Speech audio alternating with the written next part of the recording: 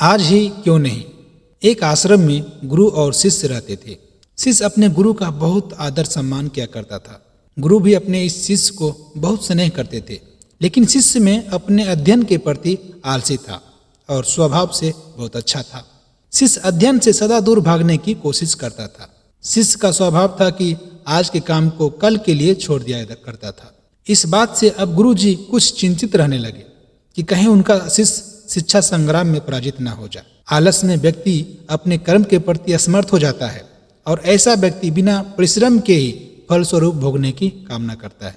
ऐसा व्यक्ति शीघ्र निर्णय नहीं ले सकता और यदि ले भी लेता है तो अपने निर्णय में सफल नहीं हो पाता। यहाँ तक कि अपने पर्यावरण के प्रति भी जागरूक नहीं रह पाता है और भाग द्वारा प्रदत्त शुभ अवसरों को लाभ उठाने की कला में भी प्रवीण नहीं हो पाता है।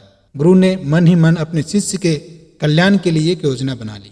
एक दिन एक काले पत्थर का एक टुकड़ा उसके हाथ में देते हुए गुरुजी ने कहा, मैं तुम्हें यह जादुई पत्थर का टुकड़ा 2 दिन के लिए देकर कहीं दूसरे गांव जा रहा हूं।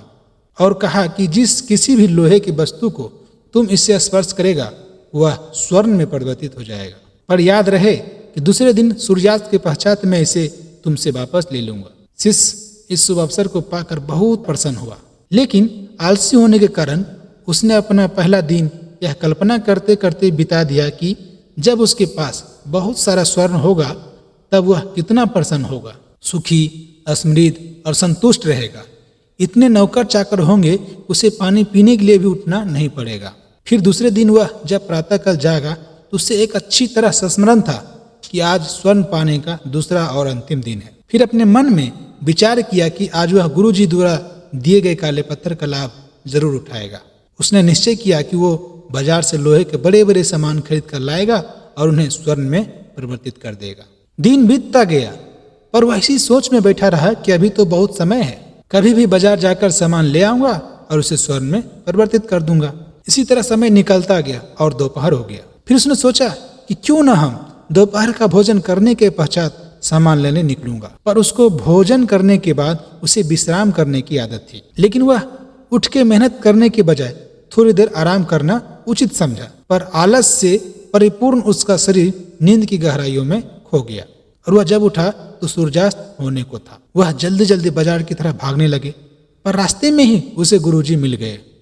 उनको देखते हुए उसके चरणों में गिरकर उस जादुई पत्थर को एक दिन और अपने पास रखने के लिए याचना करने लगा। लेकिन गुरुजी नहीं माने और वह शिष्य का धनी होने का सपना चूर चूर हो गया। लेकिन इस घटना की वजह से शिष्य को एक बहुत बड़ी सीख मिल गई। उसे अपने आलस पर पछतावा होने लगा। वह समझ गया कि आलस उसके जीवन के लिए एक अभिशाप है और तभी उसने प्रण किया कि अब वो कभी भी काम से जी नहीं चुराएगा और एक कर्मठ, सज्जन और सक्रिय व्यक्ति बनकर दिखाएगा। मित्रों, जीवन में हर किसी को एक से बढ़कर एक अवसर मिलते हैं, पर कई लोग इन्हें बस अपने आलस के कारण गंवा देते हैं। इसलिए मैं यही कहना चाहता हूँ कि यदि आप सफल, सुखी, भाग्यशाली, धनी अथवा महान बनना चाहते हैं तो आलस को त्याग कर अपने अंदर विवेक, बुद्धि, सशक्त जैसे गुणों को विकसित कीजिए।